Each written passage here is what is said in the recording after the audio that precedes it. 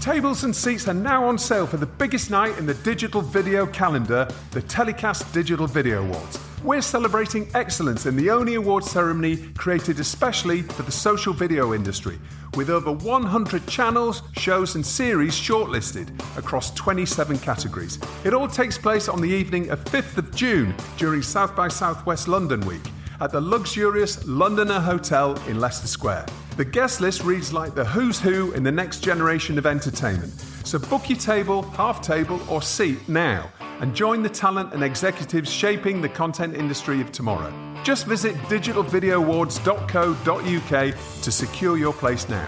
The TellyCast Digital Video Awards, the biggest night in the digital video calendar. We'll see you there.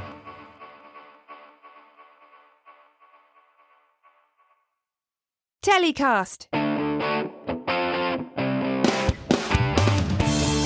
Hi, I'm Justin Crosby and welcome to another TellyCast. Over the next few weeks, we're going to be exploring the world of YouTube for TV producers with our friends at Little Dot Studios. The current commissioning slowdown has highlighted how exposed producers can become to global economic headwinds. When the networks and streamers stop buying, it can leave many indies high and dry, which is what we're seeing right now. So perhaps now is the time to properly consider building a different kind of indie. One where building your own IP through podcasts, YouTube, and other social networks are the keys to a more sustainable future. Well, here to discuss the practicalities and opportunities in YouTube is James Loveridge, Managing Director of Entertainment at Little Dot Studios. Welcome to TellyCast, James. You all right? Yeah, good. Hello. Thank you for coming on the show. So you're going to help demystify YouTube for us, for the YouTube skeptics out there, because I know there's a lot of them and there's a slight amount of perhaps misunderstanding still exists within the more traditional areas of the TV industry. And we're going to plunge a little bit into self-publishing and self-commissioning. So first of all, tell us about your role at Little Dot, what you do and who you do it for. Sure. So I'm Managing Director of Entertainment at Little Dot. So I oversee a team of about 110 editors, account managers, insights analysts, graphic designers, and all kind of manner of skill sets. So essentially we work white label for IP holders, be they broadcasters, SVOD platforms, independent production companies, talent, distributors, and essentially we do a multi-service offering running channel management, paid media amplification, direct ad sales, copyright management for these rights holders across a multitude of different social platforms. So YouTube, Facebook, Instagram, Twitter/X, Snapchat. If it's got social video, we operate there. So our kind of main aim is to try and help our partners kind of realize the potential in their IP, be it revenue generation or brand affinity or audience reach or whatever it may be. Our aim is to help them just kind of maximize the value of that across social video. And this, some of that sounds a little bit daunting, I suppose, because there's so many ways into it and so many reasons to be involved in YouTube. But, perhaps some of the producers are more reticent to put their content onto YouTube and really stay on the traditional path, which is waiting for the commission from, the Channel 4s and the ITVs and the BBCs of the world in the UK anyway. It's becoming a little bit of a crunch time, I think, for many. And I think there's quite a few myths around YouTube in terms of, what sort of content works on there, how long the content is, and also how many views you need to get to make meaningful revenue. So let's just talk about the broadcasters and rights holders that you currently represent. How is working on YouTube specifically benefiting them? I suppose we've worked on YouTube for over a decade, and the perception of that platform has changed massively over that time. I think 10 years ago when we were talking to production companies and saying we could look at YouTube, it was very much cat videos and skateboards and all of that, kind of very heavily influencer-led content and wasn't taken very seriously. I think because of that, we were able to actually get quite a lot of free reign to kind of experiment on the platform because no one was really caring what we were doing in terms of, fine, clip it out, put it out there. But the perception of YouTube's evolved massively. I think as a platform themselves, they have pivoted from being a social kind of platform centric to being more of a streamer and kind of competing with the likes of Netflix and Prime Video and other kind of SVOD and AVOD platforms out there. I think in terms of how we help IP owners and broadcasters, the kind of core thing we do is like understand what their KPIs are. I'd say that about 80% of the partners that I work with, their core KPI is monetization. How do I realize the revenue that from my IP? And then I'd say the other 20% is kind of marketing centric, audience acquisition, building a brand, and how they then convert that into a funnel, be it to an SVOD or direct to purchase, or if it's just about reaching younger audiences that they can't reach on other platforms. So I think the complex kind of nature of different kind of KPIs means that, you have different strategies for different IPs and different approaches. But I think the good thing about YouTube specifically is the malleability of the product and the platform. You can, aim for long form for much older audiences. You can be doing short form for younger audiences. Whatever those kind of KPIs can be serviced through that platform. So in terms of how we help kind of those IP holders and broadcasters, I think it's fully understanding what it is they're trying to achieve and how do we kind of build a custom-made strategy to help service that kind of KPI, really. Yeah. So, well, let's start at the very beginning and looking at YouTube. So it's the world's second biggest website. Essentially, that's probably a good starting point, right? Obviously owned by Google, which is the world's number one. And search is something that is extremely powerful when it comes to content discovery on both of those platforms. Let's talk about these myths then in terms of what's working on YouTube now more than ever before. And we've seen recently Mr. Beast has actually started to extend the length of his content. And he's finding that, watch time is an incredibly important metric, perhaps more so than subscribers. Is that right? Tell us about, the playoff between watch time and subscribers. Yeah. So whenever I talk to kind of new potential clients and partners, stuff like that, I very early on say that subscribers are a vanity metric. It's nice to point at. You can get a nice silver or golden, or if you're very successful, diamond button, but it's just something to point at. It doesn't actually really quantify value. I would say the value is the watch time, the engagements, the return viewers, the momentum that you're building within the algorithm. Because you've got channels with millions and millions of subscribers that are uploading videos, getting tens of thousands of views. You could have a channel with a handful of subscribers getting millions of views. Which one is more valuable to the uploader? So definitely, I think subscribers are nice to have, but I would say they're a consequence, not the cause. Watch time is definitely a core focus. I think it's been really interesting over the last couple of years. YouTube and Meta were fairly unfazed in terms of like evolving their product for quite a long period of time. And then TikTok came along as such a disruptor into the market where, they had such phenomenal growth and it was very much short form centric and very quick disposable content that as a reaction, Reels and Shorts were released. So everybody talked about social video in purely vertical short form mindset. And for a large swathe of people that are consuming it, that is how they consume social content. And that is, an indisputable fact, especially Meta's kind of pivoting to Reels as a primary video product. What we found over that kind of 2 year period, over the last 2 years with YouTube is they lent heavily into Shorts, but it's not matured as a monetizable product as well as, say, their longer form. So you could get millions and millions of views, but they wouldn't be worth anything near the kind of viewing and RPMs that you'd get on a normal video. So weirdly, you've got these two kind of parallel ecosystems and audiences and behaviors where you do have these short form kind of pockets where people consume short videos that might get millions and millions of views. But realistically, on the non-shorts product, the longer content is dominating. Because ultimately, YouTube does want to be a streamer. The longer people are engaged with the content and the longer they stay at their destination, the more engaging and more valuable that content is for YouTube as a platform. So we've definitely seen a pivot towards longer content being more dominant algorithmically, but also with the kind of rise of connected TV, like in terms of fast viewing, which obviously fast has been the big buzzword within TV for the last kind of 12, 18 months. YouTube makes up 50% of all fast consumption in the US. So it's a dominant player in that space, and they want to keep people on the platform for as long as possible. So your full episodes, your multi-episode compilations, that is the stuff that not only are the platforms pushing, but the audiences consume and like viewing behaviors lean into that. So you've got these kind of two separate ecosystems that have evolved on the ultra short form and the super long form. And people don't normally think about YouTube as a fast channel, really, do they? It's always left out of that conversation. Everyone thinks about Samsung TV Plus, but actually the same, the fact it's app based on your TV, on your TV interface.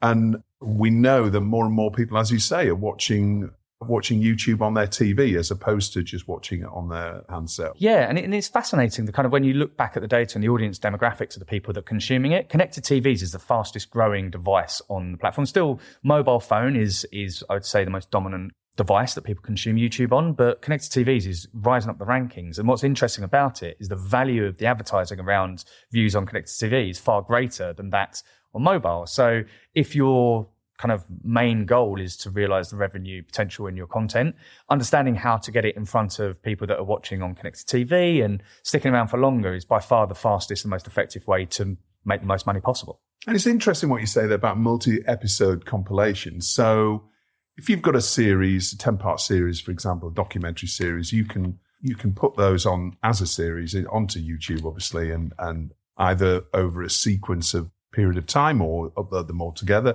We can maybe talk about that, the right way to do that in a second. But the multi-episode compilations of putting, 4 hours together or two 5-hour shows is becoming more and more popular, isn't it? And delivering more, as you say, when it comes to advertising revenue. So is that something that you're doing as well for your clients? Yeah. So quite interestingly, I'd say about like 5-6 years ago, we had to operate within promotional clip usage rights. Most people, because YouTube wasn't seen as a central focus, if we were dealing with shows that are on TV, obviously the broadcaster will give you a limited clip usage. So our view was, okay, so how do we make the most of these clips? You kind of pick all the kind of key moments, the things that are going to drive engagement. But we knew that actually you might have multiple kind of 4-minute clips, but if you made a thematic compilation that was 12 minutes long, that was going to do well, like in even better because of the algorithmic preference to push the longer content. Now with full episodes, we're doing that just on a much larger scale. So we've got some instances where there may be, for instance, Cops. We work with Langley Productions that makes the TV show Cops. We'll have full-length episodes, but also we could stitch them together, that all of the Florida cases and all of the, crazy arrests and things like that. And so you can either do it sequentially in the way that it broadcasts. You can do it thematically, where actually they're based in states or they're based on types of crimes, or, and there's ways of looking at catalogs and an archive and making a whole different way of packaging it. One of our other partners, New Dominion, who have similar kind of true crime, FBI files and New Detectives, we've completely changed the way in which that's been packaged and distributed digitally. And now it's got a whole new audience and kind of build real momentum around these kind of mega compilations and new ways of packaging it. So YouTube is getting bigger. More and more people are watching YouTube. Is it too late for producers now? Is there too much competition? Because there's content creators, there are, so many different producers and content creators and broadcasters putting content up there, and the content is getting more higher and higher quality, TV quality. Is it too late? Is it too late to start to build a community? Because it seems to be so much competition. It's very difficult to get any traction. Yeah, thankfully, no, it's not too late. What I would say is that understanding what it is you're trying to achieve will help you decide what the best way to approach it is. If you're trying to build up a brand awareness, and it's actually more important that you've got brand affinity and an audience that you're building on that may then lead and funnel on to something else, then you can utilize short form shorts on YouTube and then reels on Facebook and TikTok itself. These are all ways to kind of do fast cut through, and you don't need a pre-existing momentum and an algorithmic kind of presence to really punch through. That's a way of doing it. What we also have found is that YouTube doesn't want to just have it be a location of legacy stuff that's just sitting there forever. Like, it's starting to, for want of a better expression, tank older successful videos to surface new content, new creators, new uploaders, stuff like that. And as a result, part of our strategy is sometimes we're looking at, let's launch multiple channels, multiple iterations of a certain show to help kind of build different locations for it that are reaching slightly different audiences. It could be packaged to reach, much older demographics, or it can be packaged to be very humorous and meme heavy in terms of its optimization to reach younger audiences, but it could be the same content, just packaged in two very different ways. So I wouldn't say that it's too late. What I would say is kind of understanding what it is that you're hoping to achieve, because it can seem overwhelming. There is so much to do. And I think with YouTube specifically, it's not just a video platform. Yes, they're pivoting from social to a streamer, but there are the social elements of it. There are comment sections, community sections. There's opportunities to kind of create interactive polls and clickable links and all of those types of things. So there's loads of different ways that you can interact with the community, and it shouldn't be just one-way traffic. You shouldn't just be posting it, setting and forgetting. you're trying to build a culture and community. And so the key thing to that is understanding who's consuming your content, what they kind of like. I often talk about trying to understand kind of two languages. One of the algorithm, how do you get your content served? And one of the audience, like how do people want to consume it? What do they want to consume? And if you can kind of get those two correct, then you start building serious momentum. And is a niche content better or worse for revenue generation? That's a tough one to answer because it can definitely help you find an audience. We have, as well as working white label for IP owners, we have our owned and operated network of over 50 channels across YouTube. And it started out that we were doing digital rights management for distributors that had vast catalogues of factual content. We started to see the demand for it. So then we made a destination, a hub, where we licensed that long form and put it out there. Started out with generic documentaries, and then we realized actually history does really well. So we had Timeline, which is our history one. And then we realized, you know what? There are these niches. So now there's Chronicle, which is all medieval history. There's War Stories, which is World War II history. And then you can drill down into those niches. Now that content can live in multiple places. Those people that are just generic, want to find something long form interesting to watch, might come to the more generic hub. But those are absolutely obsessive about Rommel. They're going to go to War Stories. So it's just that kind of thing of like understanding who it is you're trying to reach and what kind of impact you're trying to have. So I think niche has its benefits. I think you can definitely drive much more meaningful engagement. If you find a core audience and you're feeding them what they want, then they will comment, they will like, they will become real advocates for your brand, for your IP. And that in of itself drives that kind of algorithmic performance. But then also if you're going too niche, you might not put in the correct kind of optimization tags, metadata titles that would reach that broader audience that would equally enjoy it. They just don't know about it. So it's trying to find that balance. And I think one of the things that we're constantly doing is assessing performance over kind of periods of time. And actually, is that title right? Is that metadata right? Are we too niche, too broad? How do we make sure we're hitting the right kind of spectrum of people? And this is something that I've learned over the last 2 months once we've launched our YouTube channel on TellyCast. And the metadata and tags, hashtags, the amount of information they actually put in your description, your title, your thumbnail. Yeah. All of this stuff, it seems slightly overwhelming to begin with, but it is just a new skill set that if you're a content creator putting your content onto YouTube, you've got to learn because as you say, it's about discoverability and building audiences. And so when it comes to new skill sets that a producer, for example, who's there, they've got a catalog, they've never really put their stuff onto YouTube before, they're not getting any commissions from the regular broadcasters. What are the new skill sets that they need to learn in terms of pivoting their business and starting to generate their own revenue? So I think in terms of how to understand how to kind of surface algorithmically on the platform, I think that's absolutely key because there's a vast amount of content going out on YouTube every second, like thousands of hours. It's just like an absolute abundance of content. So how do you get your stuff seen? So I think the first thing to do is make sure when you're uploading it, is it in the right format and is it the right kind of content that people are looking for? And by format, it's like, am I trying to hit younger audiences that are using the short form one? Am I trying to reach certain like demographics by using the longer form content? How is it titled? How is it packaged? Because ultimately, the first thing you do is you do that and that kind of puts the video out to get impressions and that's getting hopefully in front of the right people. Once you've got in front of the right people, is it packaged correctly to draw them in? And the number one thing they see is the thumbnail. The thumbnail is so valuable because it's the window into the video. Is it representative? Is it engaging enough for someone to say, yep, that's what I want? But also, is it representative enough so when they click it, it is what they wanted, what they thought the video was going to be? And we do lots of tests on what is the kind of impact on click-through rates. And one of my favorite tests one of my team did was what impact facial expressions have on click-through rates. Mouth open, mouth closed, surprise, stuff like that. Mouth open had a 10% higher click-through rate. Which is why you see Mr. Beast looking shocked and high contrast in the whites of his eyes. Yeah, he has a team of 6 people that make nothing but thumbnails.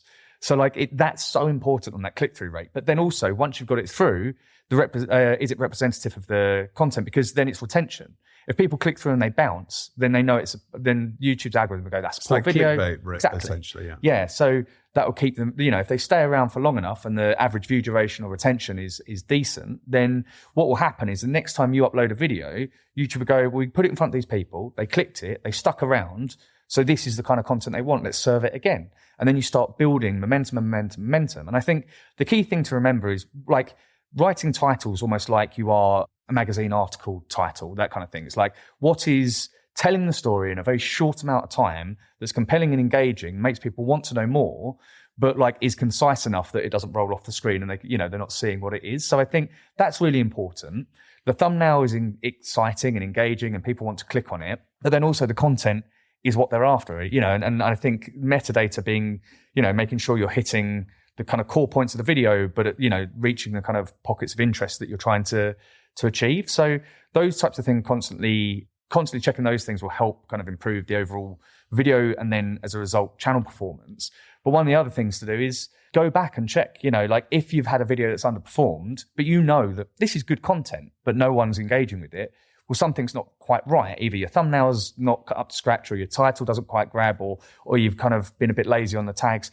Like it's not a set and forget. Like we constantly will go back and audit stuff from a year ago. Like we have whole teams dedicated to kind of checking historic performance and how do we refresh that. But I think if you're starting a channel yourself, like it's just making sure the videos from the previous weeks, you're just keeping an eye on them and what is the little tweaks I can do. And I think just knowing that there's a kind of almost like a gardening nature to it. You've got to kind of keep checking, tending to it. That's it. Yeah, tending to the older stuff as well as focusing on the new. I think this is really important. Yeah, and that's something that I've learned. You don't just bung stuff up there and forget it and expect the algorithm to do its magic. You do need to learn and just check and data. Is something that YouTube gives you an enormous amount of. Right. I mean, out of all the social platforms, the quality and the depth of data that it gives you is amazing. And so, the ability to interpret that in the right way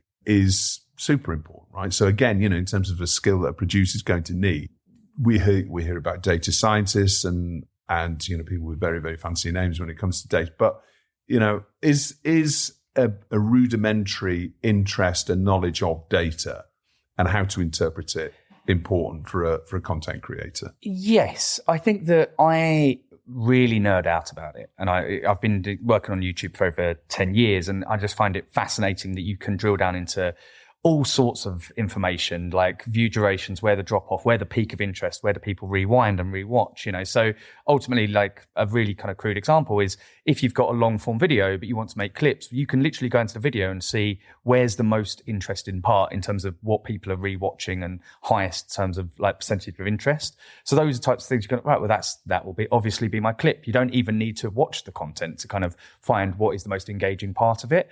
So there's elements like that. There is obviously metadata and the way in which it kind of pulls people in.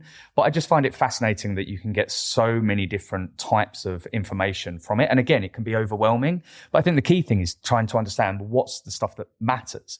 So if your KPI is marketing and like audience engagement, well, then that's the stuff you can look at. What is the kind of number of comments? What are the likes? What's the likes to dislikes ratio? What's the demographics? Where are they watching it?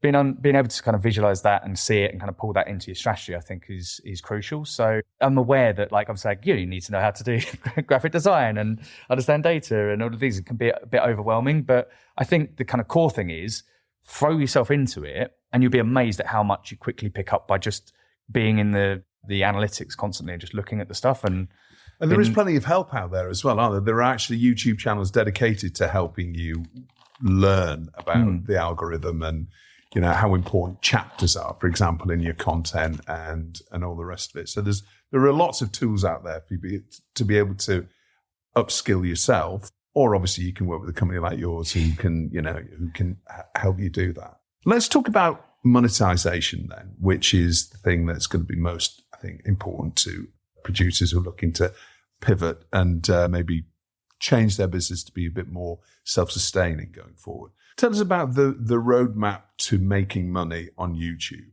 So we've got our factual producer with a catalogue of content that's actually sat there on servers. They need to generate a certain number of followers before YouTube will start monetizing their content. In terms of a barrier to monetization, YouTube is definitely the fastest to kind of get there. I know with Meta, you have to have over 10,000 fans on a page, and I can't remember what the watch time is. They've increased it. But yes, you need to get past these thresholds. And understandably, it's to stop people from farming it out and automating it and just making money off of crap, essentially. But with YouTube, once you've got your kind of AdSense account set up, you can start monetizing it. In terms of different monetizational products, like Shorts does monetize, but at a very low, whereas the longer form is much higher. Anything over 8 minutes, you can have a mid-roll in. So if you've got a video that's 7 minutes and 59 seconds, literally just add some blank space at the end. Like that extra, just getting it over the 8 minute mark, like will get you to the mid-roll point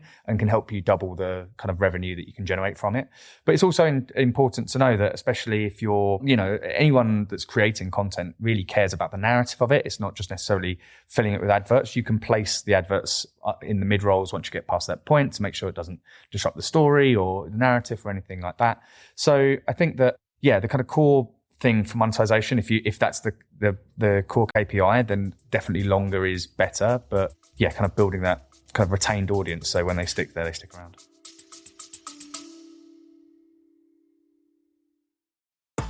Want to get ahead in digital-first content? The Drop is the go-to newsletter for industry professionals, delivering insider news, trends, and insights straight to your inbox. Navigate the fast-changing landscape of digital-first production, distribution, and monetization. Sign up now for free at dropmedia.co.uk and stay informed with The Drop.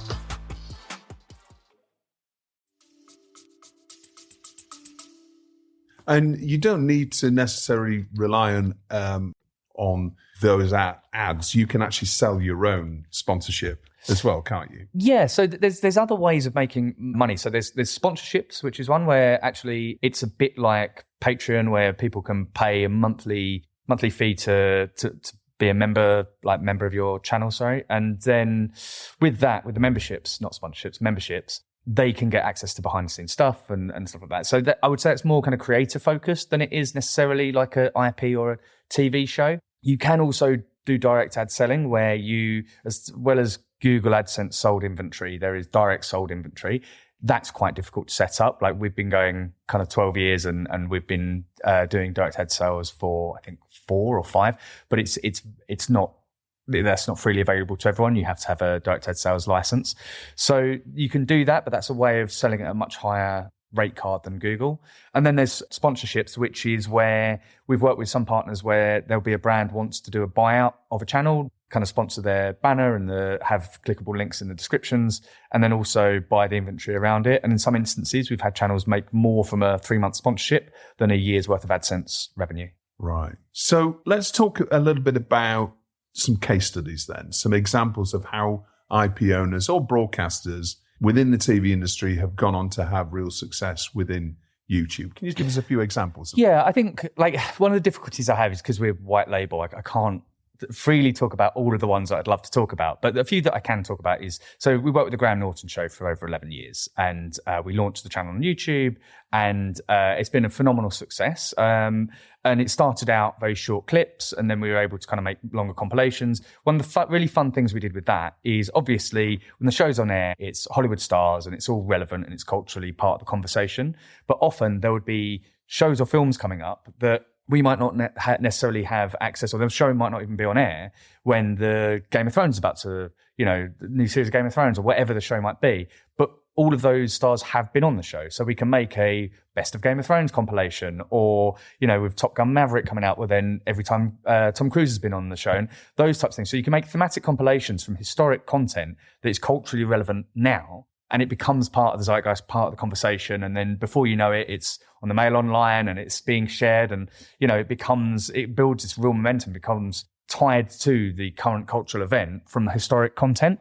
So that's been a real pleasure to kind of do that. And we've managed to do that across kind of all platforms. And yeah. Well, you've done a great job because you can't get away from it. Every time you pick up your phone is Graham Norton then. Yeah, no, that's been a really, really fun project to work on. One of the ones where I can't name the title, but I'll just say for a US studio had a 90s sitcom that isn't Friends. It definitely isn't Friends. But it was about the protagonist in it was like her fashion was a kind of core part of the show. And what was really interesting is, again, it's a sitcom that Gen Z and Gen Alpha never would have like watched they weren't alive when it was on air. But 90s fashion is relevant. So actually we lent heavily into the 90s fashion aspect of it.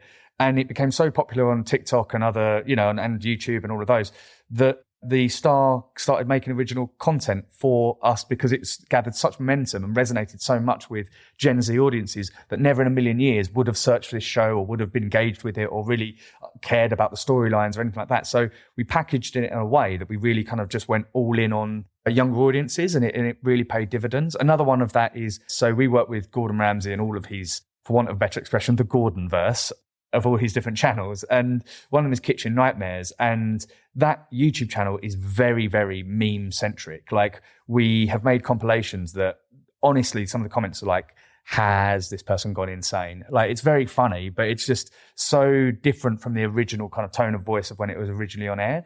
But it's, there was a whole story about Chef Mike, who is a microwave that Gordon threw out of a window one episode, and it was just long, forlorn violin playing over the shots of the mic and the microwave in the background. So, like, really kind of fun ways to play with it and repackage something in a new way and find new audiences and people kind of engaging with it in a different way completely. So there are a few kind of examples of how we've managed to make archive stuff relevant. In terms of other success stories, I kind of mentioned earlier New Dominion, which is a kind of true crime series, and the way in which we kind of package those with certain cases around states and certain crime stuff like that, like our client said to us, it's like we've reached a completely different audience. We've managed to completely like sell the tapes to new territories that we've never kind of had success with before because of the success we've seen on social. So you're saying that actually YouTube success internationally has actually helped linear sales and had a really big impact on... Yeah, we've seen it like 4 or 5 times. One of them was in Italy, another kind of 90s sitcom where we ran not just the English language version, but Spanish and Italian language YouTube channels.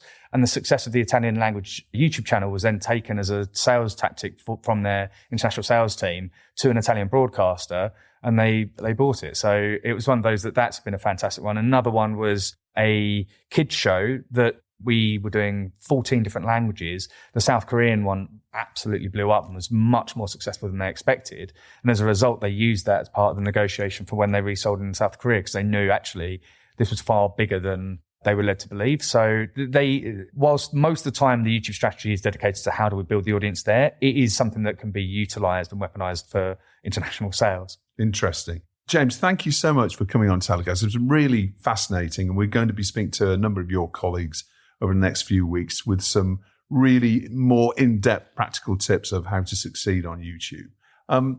If you could leave us with one tip for that reticent TV producer who's got that great catalogue and he's wondering about, does he have the skills or, how he or she might enter the world of YouTube, what would your tip be? I would say embrace it and experiment. You're not going to learn anything by being too cautious and not doing anything. I think even just throwing yourself into it and trying to see if you can build a channel or if you can reach an audience, because quite a lot of what we've found was just through experimentation and evolution. Like, we've been doing it for 12 years, so we're quite well versed in it. But when we started out, we didn't really know what we were doing. We did it by kind of let's just experiment, let's try it out, and learning from those successes. The success like we see in the FA will inform our strategy for a kids title, which will inform our strategy for a chat show. So like all of these things, they feed into each other, but we do it by experimenting and really playing with it. And I think one of the other things about it is it's really fun. Like, it's actually a really fun platform. It is. I have to agree that YouTube Studio is the most addictive thing that I've been on in the internet, because you can get, it sounds really nerdy, but you can get really obsessive about it. But when you start to change things like your thumbnails or your tags, then you actually see an immediate uplift. It's like, oh God, I've got to go across all of my videos now and do the same things. It is super rewarding when you see the little tweaks and changes that you can make and how much of a difference that makes. Yeah. And I think one of the key things is it's like you can just find your tone of voice and be authentic. Like, whilst I was talking earlier about some of them being like memey and aiming for Gen Z, doesn't suit everyone. Like, we've got other channels where we're, the average viewer age is plus 65. And it's like, understand your audience, be authentic to your tone of voice and just have fun with it, really. And it reminds me of when I first spoke to Sam Barcroft years ago. And Sam was actually originally using YouTube as a shop window for normal content licensing. And he found that the content that he was actually placing on YouTube was blowing up and going incredibly viral. So it's still about test and learn, isn't it? It's still about, seeing how an audiences are reacting, and that might take you in different directions when you see the opportunity present itself. Yeah, and I do think that the kind of recommendation around best practices won't be the same recommendation for best practices in 6 months' time. The algorithm changes, audience behaviors change, trends change, tastes change. It's a constantly evolving platform, which both is challenging, but also the fun of it. Stuff evolves and viral things happen and they create trends and create behaviors and just kind of embrace it, kind of keep your finger on the pulse, see what's happening. And also if something blows up, well, then investigate why, find out why, lean into it, find out it shouldn't just be a potluck, investigate it, figure out what the success is and replicate it. All right, good advice. James, thank you so much for coming on TellyCast. Thanks for having me. Well, that's about it for this week's show. TellyCast was produced by Spirit Studios and recorded in London. My guest next week is Dan Taylor-Watt, media and AI consultant and former director of product for the BBC iPlayer and BBC Sounds, as we discuss the latest developments on AI-powered text-to-image and text-to-video tools on the market today. Don't forget to subscribe to TellyCast on YouTube. You can find a link in the episode description or just search for TellyCast TV on YouTube and hit subscribe. Until then, stay safe.